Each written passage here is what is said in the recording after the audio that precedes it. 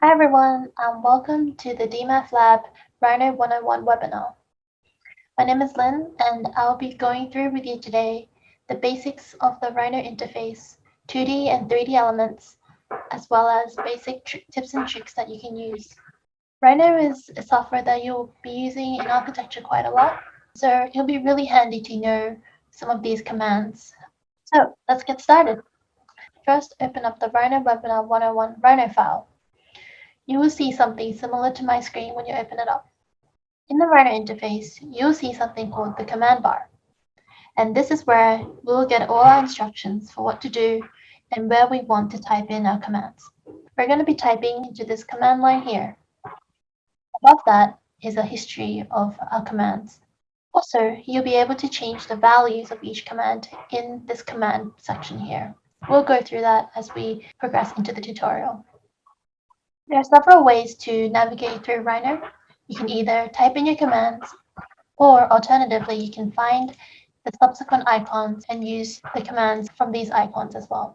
We're going to look at some general controls used in Rhino. I've already shown you one, which is the mouse scroll. If you scroll your mouse in and out, this activates the zoom function. To move, you simply right-click, a hand icon will show up, and this allows you to pan or move up and down. You're also able to drag pieces in your file by clicking using the left-click button and dragging. Dragging is not a recommended way of moving things in Rhino because it can lead to some inconsistencies and inaccuracies during modeling. So we'll introduce the move command later on. Navigate to the perspective view down here. Zoom, it is the same using the scroll button. Right-click in perspective view doesn't activate the pan, but it activates the rotate function, which allows you to rotate across your file. To pan in perspective view, you can hold down Shift and right-click, and this allows you to activate the pan function as we saw in top view. If you right-click and Control, this provides a more controlled zoom rather than the small scroll button. This could be useful when you want to specifically zoom into one particular point in your file. This works the same in the top view. Control and right-click. On the right side of your file, you might see a series of icons, such as layers, properties, rendering, etc. Simply go to Panels and check any of these properties that you would like to show. If your Layers tab isn't checked, go to Panels and check on the Layers tab. Your Layers tab could be a floating viewport, or it might be a single viewport like this. However, if you would like to slot this into the side, simply drag into the right-hand side of the Rhino window and drop. Similarly, you can do the same with the Layers tab.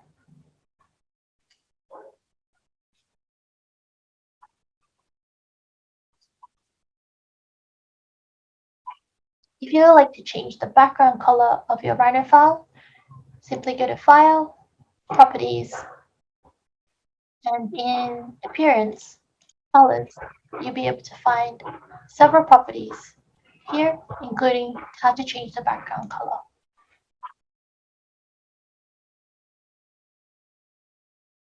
For now, we'll keep it to the default gray. Let's start the webinar in the top view. You can see something like a grid here with a green and a red line. This signifies the Rhino origin at this point, 0, 0, 0. The red line represents the x-axis, as you can see on the left-hand side. And the green line represents the y-axis. And if we go into perspective view, we can also see that we have a z-axis that is vertical to the y and the x-axis. If your screen looks something like this, and you would like to make the top view larger, simply double-click on the top view. And to shrink it back, double-click again. And to enter another viewport, we can click the perspective view. Alternatively, you can click on the viewport layout and choose one of these as defaults.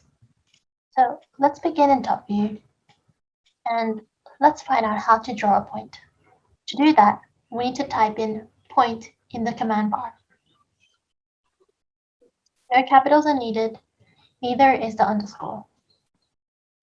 After we typed in the word point, we hit enter and we read the command bar and it asks the location of our point object. Using our mouse, we can choose anywhere on the screen to confirm the location. To repeat that command, you can simply right-click and that will bring up the point command again. Right-clicking will always bring up the last command. So now we have learned how to create points. Next, how can we create a line? We require 2 points to create a line. So in the command bar, let's type in line, enter, and we see that the command bar asks us, where is the start of the line? And we can click on one point, and then signify the end of the line, click on another point, and there we have our line, which is set by 2 points, a start point and an end point. You might have noticed that when we click on the command bar line, it reveals a series of options. These are properties of the command which can be used. For example, you may choose to create an angles line. Here we'll follow the command bar again, which asks for the start of our baseline, end of our baseline, and also a pivot angle, let's say 45 degrees. And that will lock a 45-degree angle in place. And when we click anywhere on the file, it'll produce a line that is angled at 45 degrees. Simply delete something off the page, select your object, and hit delete. To undo something, it is Control Z. To redo something, Control Y. We're going to find out how to draw a polyline. Type in the command polyline, and it will ask us for a start of the polyline, next point, next point, next point, and when you're done, press enter. A polyline differs from a line because it has many points which define it. You can see that these points are something called control points. If you have your gumball activated at the bottom, clicking on the line and clicking on one of the points allows you to move these points around using the gumball. You can also drag a point out by a set amount. For example, if you want to move this point towards the x-axis by 20 millimeters, you can also do minus 20 values, which will bring the point in the other direction. Curves. Type in the curve command, and we can see it will ask us for the start of a curve. Request for the next point. We have finished drawing, and then we can press enter. Similar to the polyline, it has control points which we can manipulate to change the appearance of the curve. Rectangle requires the first corner and also the last corner. You can also choose things like 3-point, which require 3 points to set the rectangle, or the rectangle can be created around the center. To create a rectangle that is sized, bring up the rectangle command, click anywhere on the screen to start our rectangle. We can type in 30 for our length, 10 for our width, and press enter, and this will give you a size rectangle, 30 by 10. To draw a circle, we'll define the center of the circle and also the radius, which can be set, or if you click the diameter, you're also able to type in the diameter as well. Let's set a diameter of 15 millimeters and enter. Polygon. This allows you to draw pentagons. And this number of sides are set here in this option.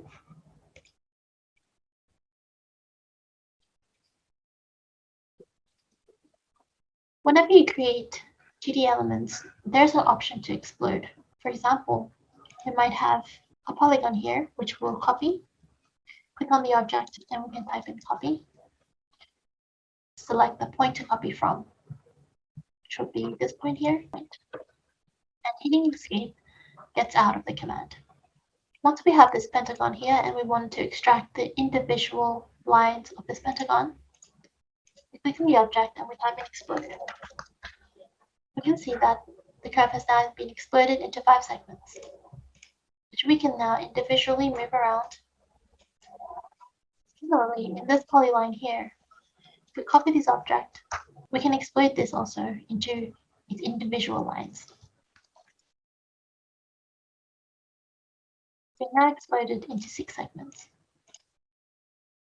Something to note is that whenever Rhino selects something, it will be highlighted yellow. When we click away from the object, it will deselect the object.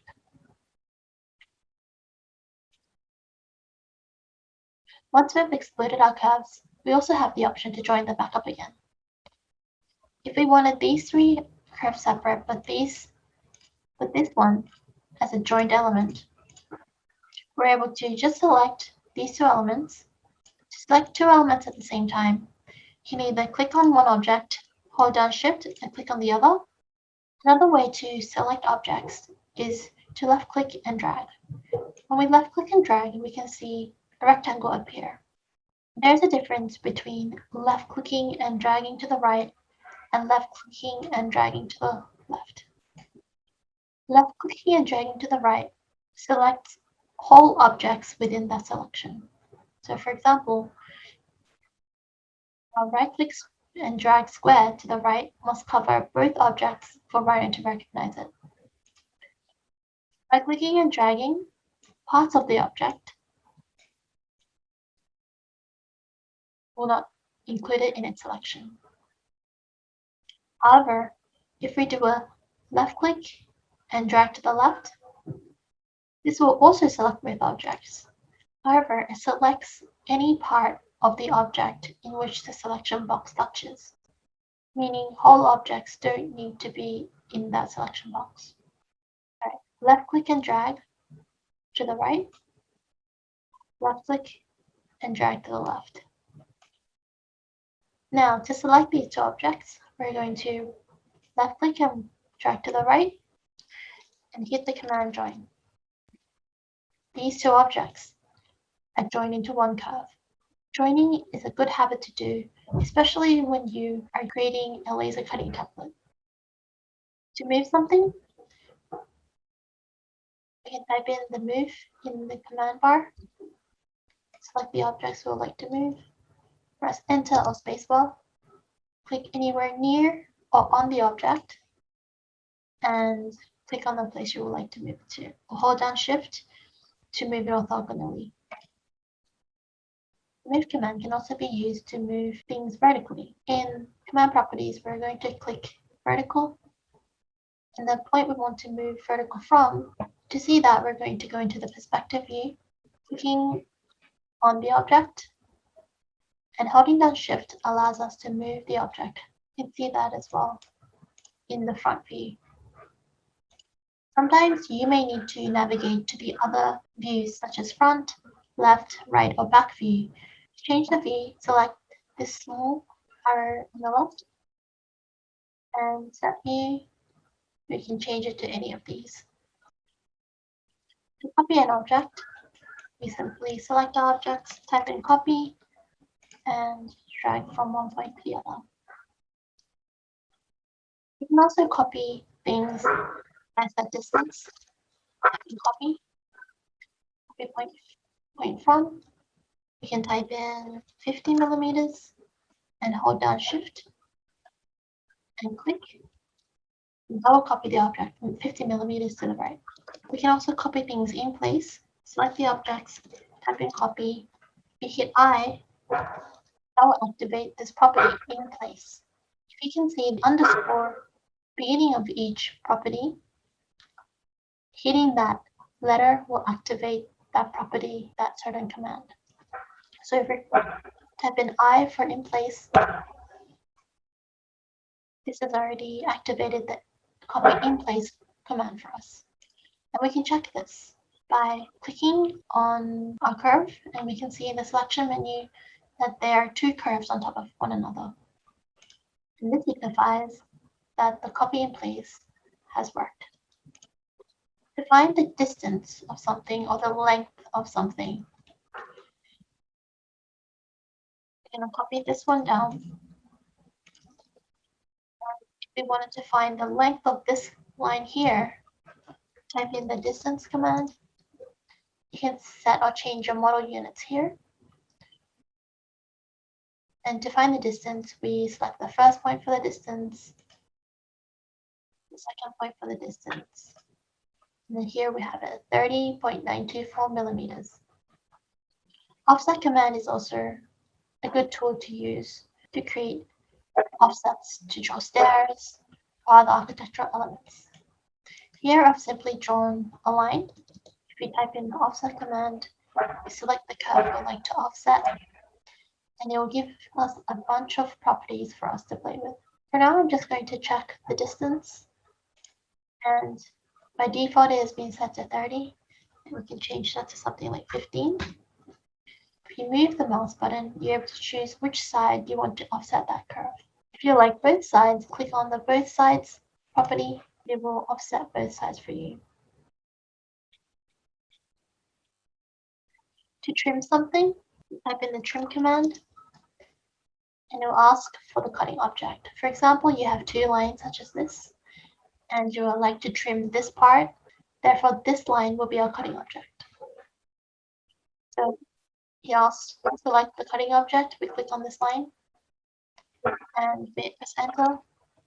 The object we'd like to trim is this line here.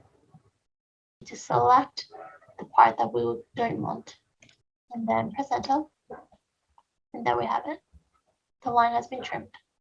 To trim off this line, type in the trim command, select our cutting objects, which would be this one, press enter, object to trim, enter again, and then there we have it. Sometimes you might come into difficulties trimming curves or surfaces. This might have to do with the curves or the surfaces not touching each other, or there's a small gap. So sometimes you might need to zoom in to make sure that there are no gaps for the trim command to work. The fillet command allows you to create filleted edges. The radius, we can do something like a 20 millimeter radius, selecting our first curve and our second curve. Sometimes the fillet curve might not work if the fillet radius is too big. For example, 200, first curve, second curve, it will come up with a message saying unable to fillet the curves. If this happens, just reduce the fillet radius to something more reasonable, maybe like a 50. You should be able to activate the fillet command. Chamfer works similarly to the fillet command. Distance of 30. Second chamfer distance 30. You'll be able to chamfer things like this. Split is also another useful one. If you would like to not necessarily trim off this curve, but extract this curve. To do that, type in split. The object to split would be this line here. Press enter. The cutting object with this line. Enter. And there we can see that the curve has been split into two. If you find that when you select curves, Gumball gets in the way, you can always uncheck that down here. What you need to draw attention to is this OSNAP function. This should be on because this allows you to more accurately move things around on the canvas and also helps you when you are modeling and designing things in Rhino. So to activate that, hit this OSNAP toolbar down here, and you will be able to see various options on the left. These options allow you to move objects or make objects relative to each other. So for example, if we just have the end box checked, and we'll like to move this line to the end of this line here, we simply type in the move command, and from this point we can see that the end has been highlighted because we have checked that in the OSnap function. And then we can click and we're sure that this line has been moved to the end of this other line. We'll try it again without the end command. Select line, we'll type in move point from. We can already see that our cursor is not snapping to anything. We are not sure when we are actually moving towards point here where we are actually clicking. So this could lead to a lot of inaccuracies and also general difficulty in navigation. We click, but when we zoom in, we're nowhere near the end of the line. Always helpful to have commands like end, near. These other ones are optional, turned on at your liking. We would like to move this to the intersection of these points. We can see that this presents us with all three snapping options. It is both the end of the line, as well as perpendicular to the lines, as well as the intersection of the lines. And the near command just telling us that yes, where we are snapping to is near the line, is on the line. Mid is also quite good. We had another line here. We wanted to move this line to the middle of this line. Simply click on it, type in move, and exactly in the middle. Center object snap is also very good for things like circles. Move this line to the center of this circle. You drag it into the edge. It will pop up with the center snap. Be sure that this line is at the center of the circle. Okay, so another command that's useful if we had a line here, or a line here. We wanted to make sure that this line extended to this line here. Type extend, the boundary object being this line, enter, the curve to extend being this one, and it would know to directly hit the boundary line here. Similarly with this one as well, boundary, enter, curve to extend, enter. The rebuilding of curves allows you to change the profile of these curves according to its control points. Select this polyline, you see that there are many control points which define this polyline. If we have a rebuild, you can see the number in these brackets demonstrates how many control points are on this polyline. If we wanted to change the point count to 4, you can see the preview of the curve here. However, quite a big deviation. It's going to change it quite a bit. Okay, this now has 4 control points because we've rebuilt it. However, if you had something maybe a little bit similar to this, like this, you want to just smooth it out, make it a little nicer. 37 is the initial point count, and we would say let's make it to around 20. You can see that the deviation is less than 1 mil, so barely anything. So this sort of rebuild will be something that is desirable and something that you might want to consider doing. And to further smoothen it out, we can change it to less control points, and you can see still the max deviation is under 1 mils. So that's a lot smoother than what we had before. This technique is especially good if you're laser cutting a lot of curves and you find that a lot of your curves have many control points that define it. Rebuilding these curves will actually reduce the time needed to cut out those curves. Now we're going to go into some visibility functions. We might have a line, several lines, and you wanted to temporarily hide some of these. We'll just select the objects and type in hide. Show it again, we'll type in show. I'll bring them up. So this is just a temporary hide so that you can draw in another curve or various things like that. We show it, the lines will just pop up where we hit them. There's also a visibility command called isolate. Select the curve and when you type in isolate, and this will just remove everything else except for the curve, and also any locked objects will remain on the page as well. As you have done with manipulating this, revert back typing unisolate, and it will bring back all the other elements. So grouping is something that is useful to organize your curves or your surfaces or your 3D elements. You might want to group these objects together. So selecting these and type in group, it becomes one selection. You see that that's different to the drawing. These are still reading as two separate curves, while this one joined is reading as one curve. Actually release this from its group selection, type it on group, we kind of back to its original state. In the layers tab, again, if you don't find that, go to panels, layers. Layers can be created and also grouped. You can also move layers up and down and also be deleted. In this current file, I've locked the text and the frames into this commands template. The frames and the text is a sub-layers in this commands template. The light bulb is the visibility, just expands and shows the sub-layers. In samples, I've set different colors. To change the color, we click on this color box and change it here. To find out what layer these guys are in, we can go to properties, and under layer, we can see that they're on the black curves layer. To change that to say to the gold layer, we simply select the objects, right click, change object layer. And then we can see back to properties that they're now in the gold layer. If you want to change it back, select objects, right click, change objects layer. You can also copy objects into another layer, copy objects to layer, give us two objects in two different layers.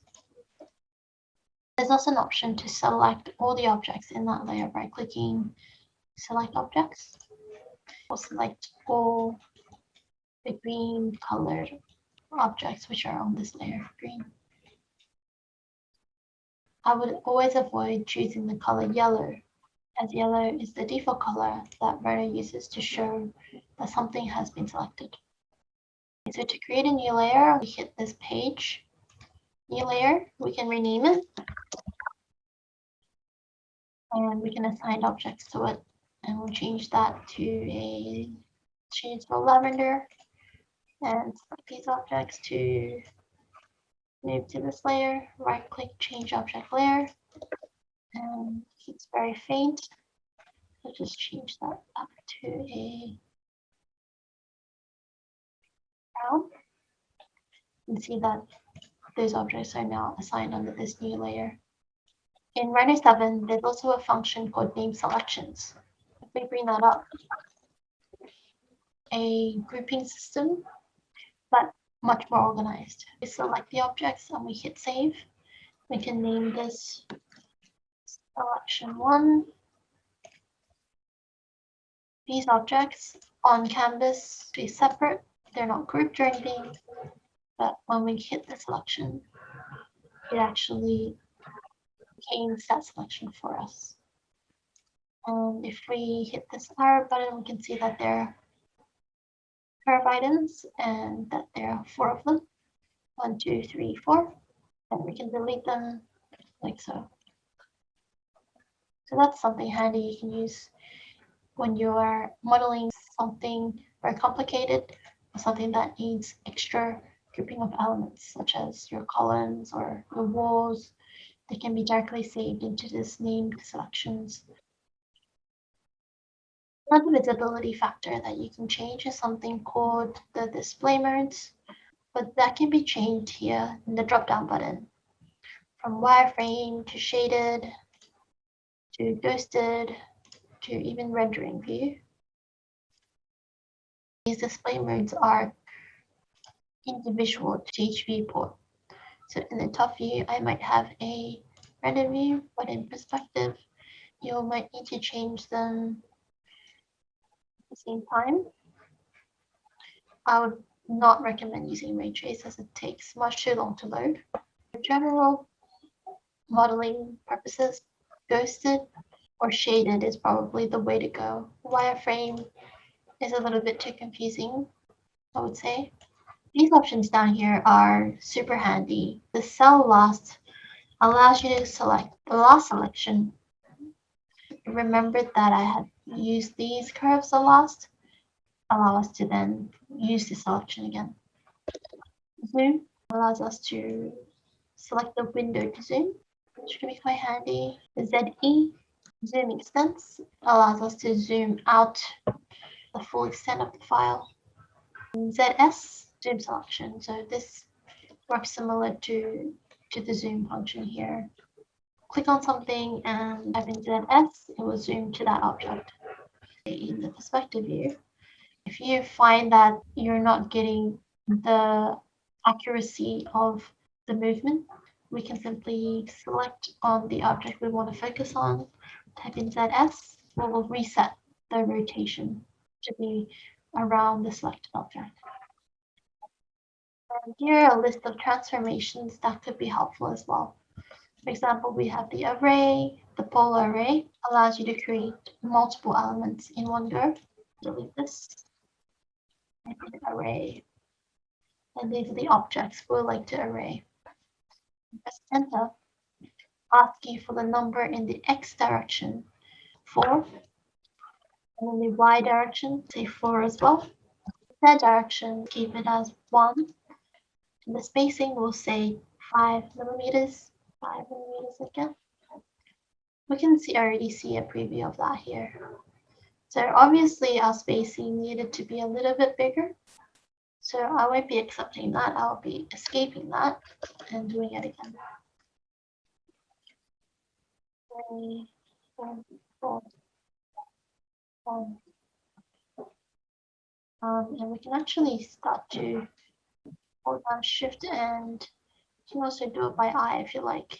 Set the spacing that way as well. And enter to accept. Polar array works similar way. Array, polar, let's say the center will be from this point. Number of items, say 10. Angle 20. It has started the rotation from here with a set angle every time of 20. It's giving us this very intricate design here.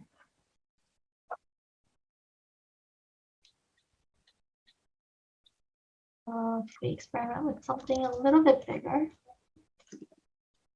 polar array.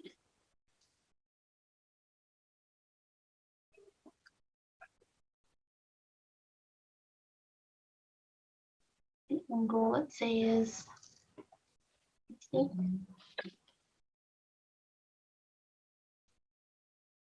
That's something you can play around with. Division of curves, you wanted to make circles over these division points. Down here in OSNAP, check on point, and you'll be able to create circles. Start to copy to each of the points here.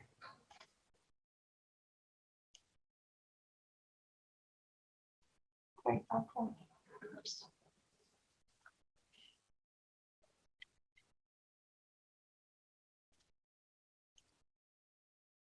Then start to do things like trimming.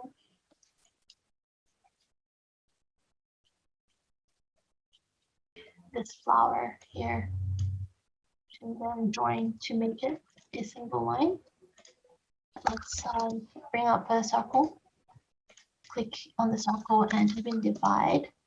Drag seampoint, I usually just set it as a default, so I just usually press enter. And the number of segments can be changed here. Input something like 50, and there we have 50 points divided on the circle. These points are just division points. They are not control points. These are the control points of the circle, and these are just points on the circle. Curves can be divided in this way. A division on a line. Data point 1 is an alternative to clicking on the object and moving its control points. Is the command to activate the control points on curves. Mirroring objects. For example, we wanted to mirror this, and we press enter after typing in the mirror command, and then we can use this line to set our mirroring path, and that will create a perfect mirror. There are other options as well. Copy yes or no function. And this doesn't copy the previous object. And you can also, you don't need to use a line as well.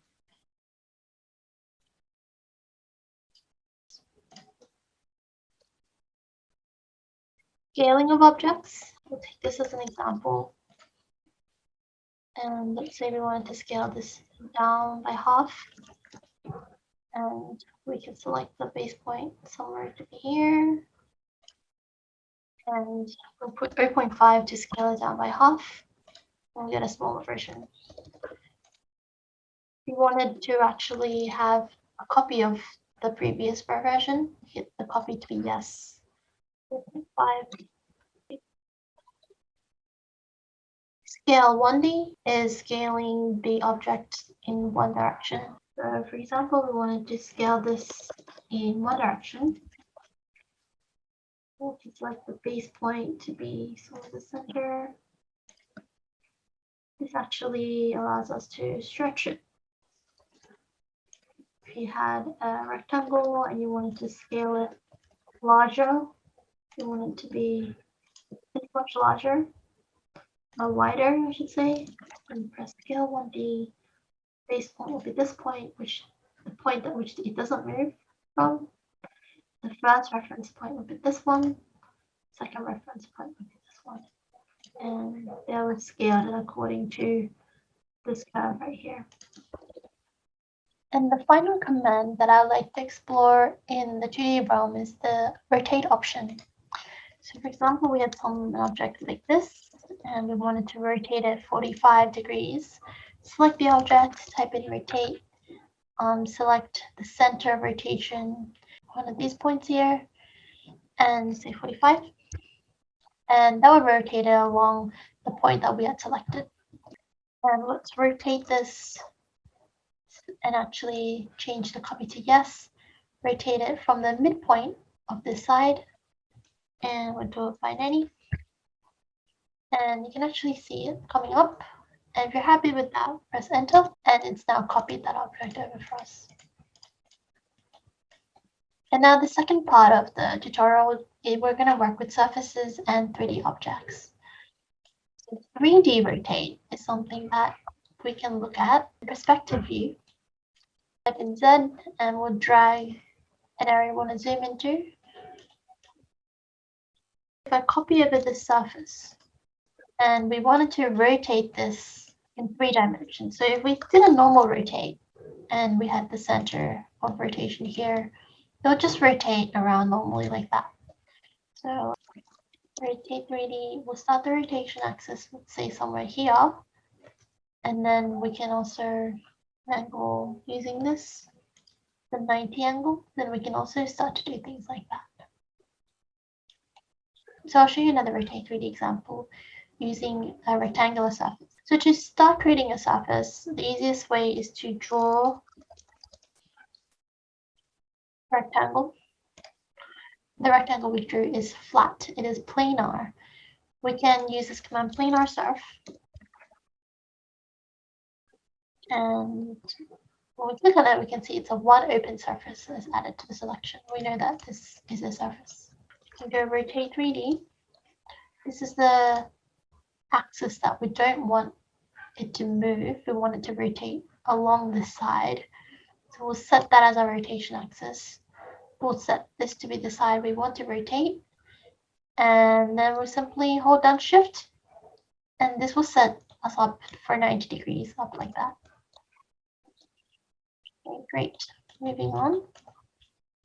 We're going to use the surf point command. As I'm navigating through the perspective view, just a little reminder that I'm using my right click to rotate, my scroll to zoom in and out, and my shift and right click to pan. Surf point command, it actually allows you to create a surface from 4 points. and it'll ask for the first, second, third, and fourth point of that surface. Here we are, and if we want to show the control points, we can say point on. You can actually see control points, and if we click on our gumball, we can start to manipulate this surface. Also, something that's very useful and commonly used. If we wanted to extrude this circle to be a cylinder, click on this curve, Extrude Curve. It's going to ask for extrusion distance 20, gives you a preview already. You have the option of both sides, solid, yes, in the direction as well. Let's just do the default and press enter. By default, it's created a solid for us. Ends capped as well. So something that is not capped. The extrude curve, clicking solid to no, 20 again. It's sort of just given us a surface without the end caps. Extrude curve, both sides. It's going to give us extrusion on both sides of the curve. You can also do things like extrude curve along curve. So I wanted to extrude this curve along this sort of direction. Extrude curve along curve. And we'll select the path near the start. So this is going to be our path. That's our reference path. Start it from this end going to this end. So we'll click here. This curve has been extruded along this as a reference curve.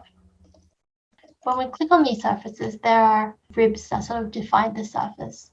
If you wanted to extract these, this extract isocurve command allows you to select the ribs along the surface as curves. So if we have your midpoint on, so you wanted to actually go the other way, not the U direction, but the V direction,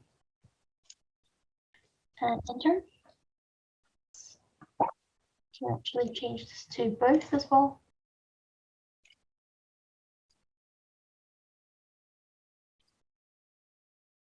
Once we delete the body, we're left with sort of the ribs that define that surface. Contour is something that is commonly used for making models, laser cut objects on top of one another. We contour this surface. Let's say our base point is from this corner here. It's perpendicular to the contour planes. And the distance between each of these contours, let's say 3 mils. I'll contour it. Another way to do this, let's set our perpendicular direction to be this way, 3 mils. And then it will start contouring the other way as well. It not only works for surfaces, but also on 3D elements as well. Point here. So you can imagine a series of 3 mil sheet material stacked to create this solid. So rebuild. Type in rebuild. These are the original UV counts of our surface. And we can increase those counts, start to edit the surface with the control points. So rebuild this to increase the point count to 10. When we type in points on, allows us to start manipulating the surface using these control points. At the same time, and start to push and pull these as you wish. The gumball as well. Once you click on it, you can set a certain length as well if you want it to be super accurate. These three sets works much the same way as what we showed you before, but just using surfaces. Simply type in join and click on both the surfaces, hit enter, and they will now be joined as one poly surface. Fillet surface. I'm going to ask you for the first surface, second surface, and that's given us a radius of 1. If you wanted to change that, radius to 20, first, second, boom. You might want to go ahead and join. Shape the surface works pretty much the same way. Now let's use the Make 2D. It's very useful for making diagrams and elevations and so on. So let's use this surface as an example. Let's say we wanted to create a diagram of this surface here. I'm going to Make 2D, select the objects I'd like to draw, press enter. You want to show hidden lines, show tangent edges. For now, I'm just going to keep these defaults. Projection is my viewport, which is on perspective. Press OK. Find that it's made a new layer here, calling it Make 2D. And if we go to the top view, near the origin, a line drawing has been created. So these curves can now be File, Export selected. You can change this to an AutoCAD drawing or Illustrator drawing. Your Make 2D can also be done in the top view. We'll select this, Make 2D. View is our top view. Press OK. And there we have it. All your Make 2D objects will be shown in the top view. So if you're wondering where your lines are, just check your top viewport.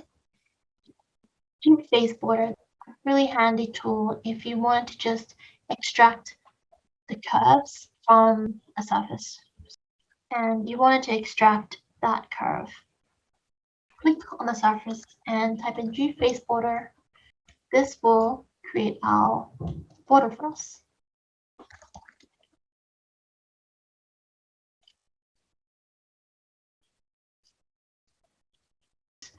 So dupe edge, for the edges you want to duplicate, for example this one, enter when done, and now you can start to use those curves as well from the surfaces. It also works Control-Shift to select an edge, start to push these edges in and out. Control-Shift, click, start to pull and push and pull.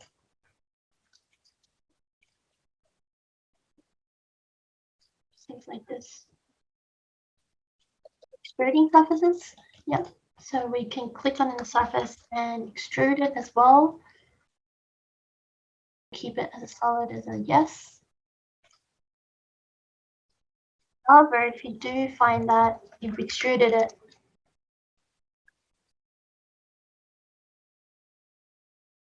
and you don't have it as a solid, it's sort of open-ended, click on the object and type in cap. And that makes the object a solid. Find that the cap option doesn't create a solid, it's because the ends are not planar, they're not flat.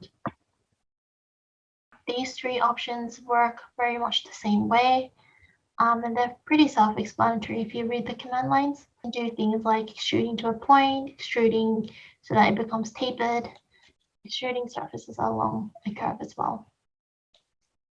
Here we have some really interesting pipe and multi-pipe functions. So pipe,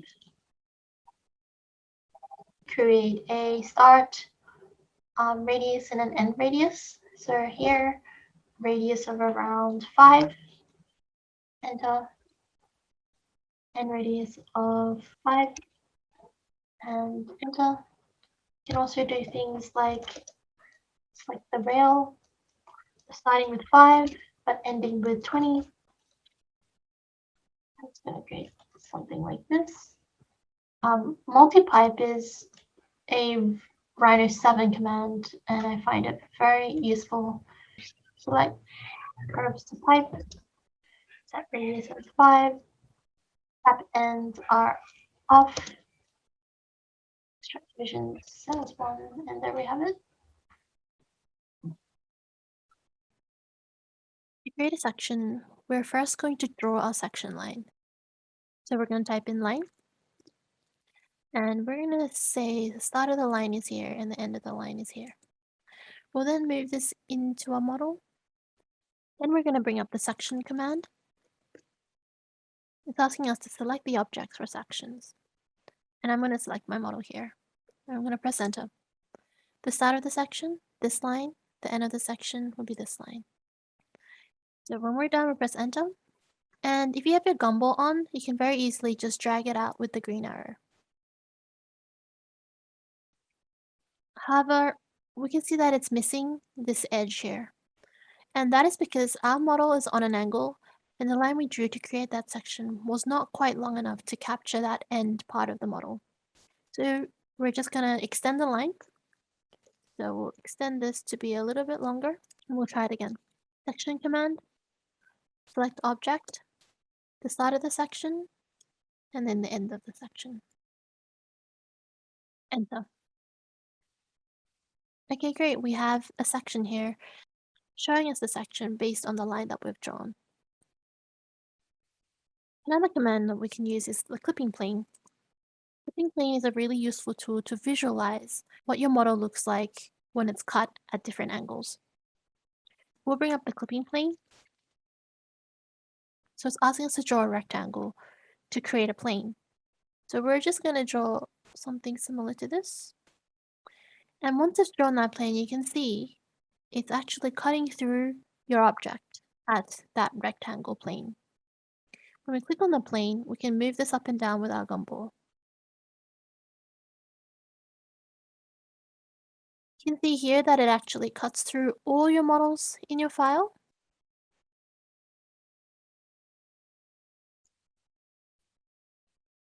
And when we click on the clipping plane and on the right-hand side here under properties, you can see that there are different checkboxes which allow you to visualize the clipping plane at that viewport. We might be in a perspective view.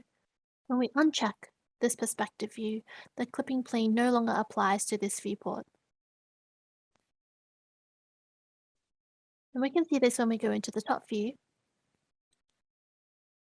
The clipping plane isn't actually cutting anything because we haven't enabled it. So we're going to click on our clipping plane and we're going to click top. To create a drawing of the model cut at the clipping plane, we can easily do this by selecting on the object and typing Make 2D. Here, make sure your view is set to top, and also we have checked our clipping plane intersections and also unchecked hidden lines. Press OK. Move to your Rhino origin and you'll be able to see the drawing of your model cut at that clipping plane. Go back to our perspective view and clicking on the clipping plane, you can also flip the direction. If you find that your clipping plane isn't working in your viewport, make sure you have these viewports checked. You can also turn the clipping plane and rotate it, and it's easily done using this gumball and moving this gumball in and out of the model.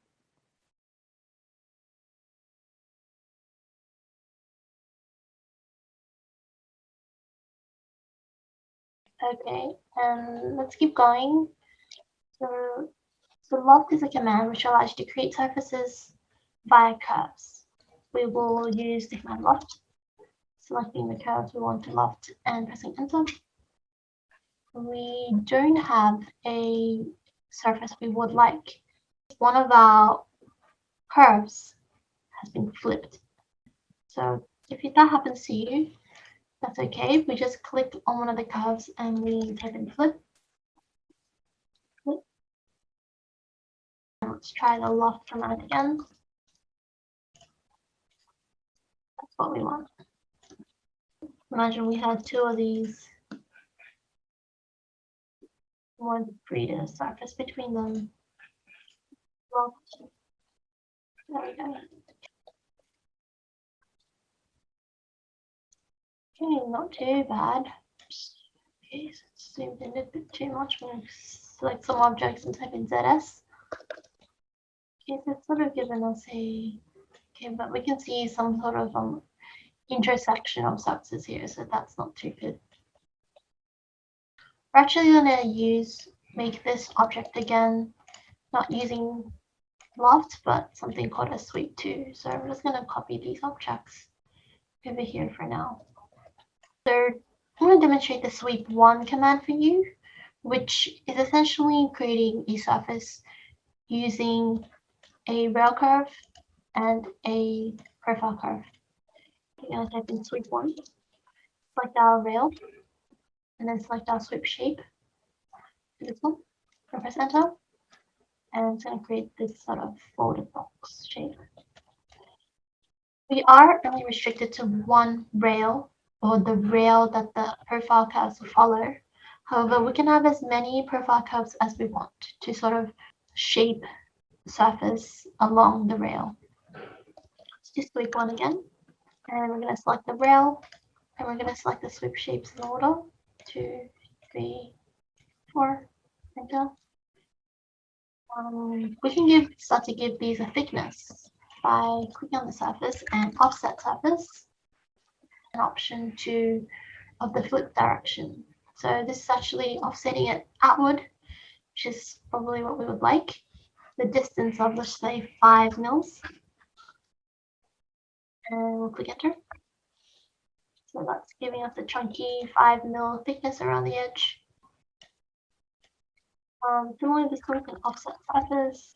Click on it, you're actually able to alternate those directions. So instead inward, and let's actually make it a little bit thinner, say 1 mil.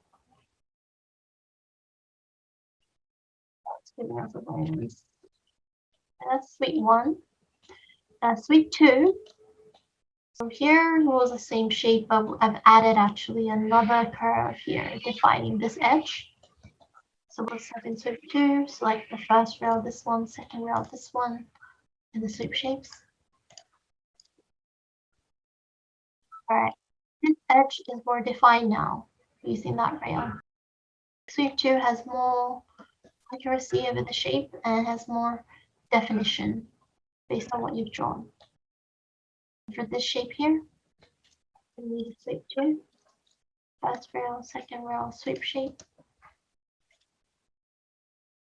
angled box frame. And then back to this object, which I wanted to come back and show you, is sweep 2 will work really well for this one. If we provide another line down the bottom, and if it's sweep 2, it's our first rail and our second rail, and our sweep shape is this straight line. Press enter. And normally I just keep it with the defaults.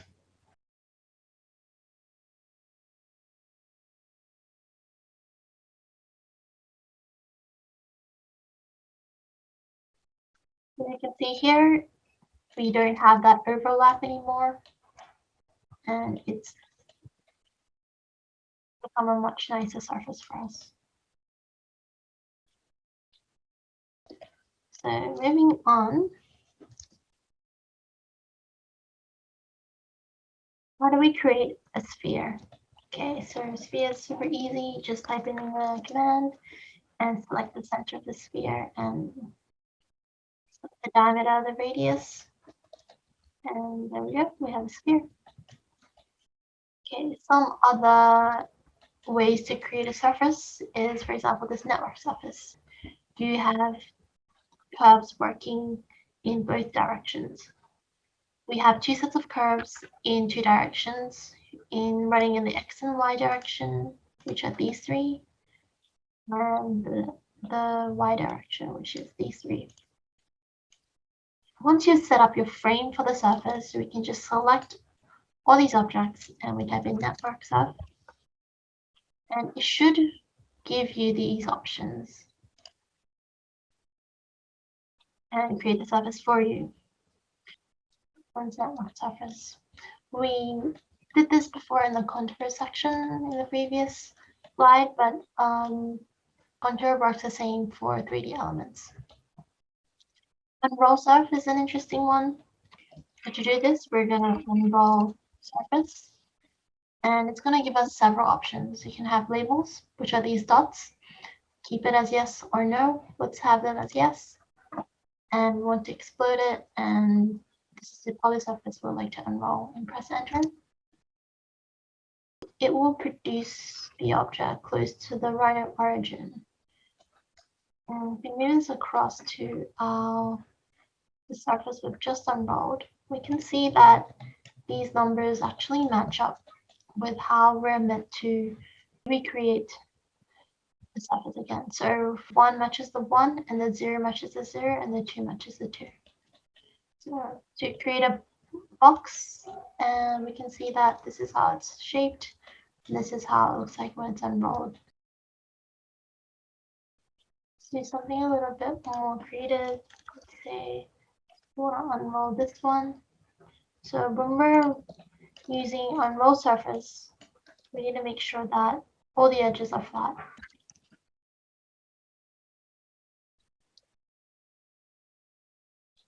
Okay, and if I wanted to select all these, it's just that.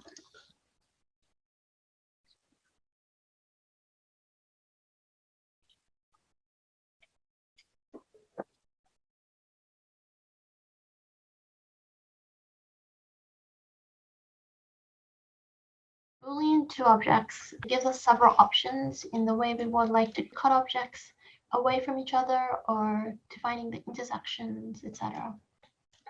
So for example, you might have a object like this, bring up the Boolean to objects command, and we'll select the two objects to Boolean, which is our cube and then our sphere. And then you'll see that if you click through the Boolean results, we see the Boolean union option, the intersection, the A minus B, and then the B minus A. And then once you're happy with something, we press enter to accept. It won't produce a copy of your original object. So if you wanted to keep the original objects, duplicate it and then do these Boolean commands onto it. I've just laid out what this might look like. Boolean union produces one object and joins them together. Intersection shows only the part that has been overlapped and it produces that model from it. A minus B and also B minus A, which is quite self-explanatory as well. Also, if you wanted to do something like a split and a trim, so for example, you have a surface like this and you wanted to cut away this box using the surface, click on the box and type in split and select the cutting object here, which is a surface, and press enter. And this actually produces a split in the object. Do note that here it becomes an open-ended object. To get this part again, you will need to split this surface by the bottom box. So click on this surface, type in split, cut it with the bottom of the box, which we can then move to the bottom. And since these are two objects, we can join that into one. And there we have a split object from the surface. Going back, alternatively, if you wanted to trim using the surface, we can type in trim, select the cutting objects, which is our surface, enter, and the object to trim, let's say the bottom part of this box. Use the trim command to trim off all these edges, and now the cutting object will be our half cube, and these are the objects to trim, and it will leave us with the bottom like so. Finally, I would like to introduce to you the Open Nest. This is a very powerful tool which allows you to nest objects onto a sheet, which is really good for laser cutting. The more you can pack onto one sheet, the better it is for yourself. Start that up. We're going to open in the new WinRAR version 7 tab. We can find a package manager. This is a new function for Rhino 7 and it allows us to install plugins which are available online. Here you should be able to find something called OpenNest. Install it on your computer. And once you've installed that, it will come up in the Install tab. So here's an example where these pieces have been put through the OpenNest plugin and produces something like this on the sheet. If we type in OpenNest, it's going to ask a series of properties. Now I'm going to have an iteration of 1 with a spacing of 5 mils. Press enter again, or spacebar. Select the polyline for sheets. So this nesting program worked for multiple sheets as well. So for us right now, we only have one sheet. So we're going to click this one sheet, press enter. The object for nesting is the following. Press enter. You should be able to see the objects nested well here with a distance of 5 millimeters. So that's a really great tool that you can use in future laser cutting sessions when it comes to preparing a file. These other two things I've written here, we won't have time to go through today, but they're also really great things to know. And there are heaps of YouTube videos regarding paneling tools, which can help you to create facades or different patterns on 3D objects. If you're looking to do any sort of organic shapes and surfaces, I would recommend you to check Sub-D tools out. So that was an overview of Rhino 101 webinar, and there was a lot in there, so I hope your brain is not too fried. I hope some of these tools and some of these tips and tricks will help you along the way as you start modeling for your own projects. So thank you very much for watching, and I hope that this has proved helpful for some of you.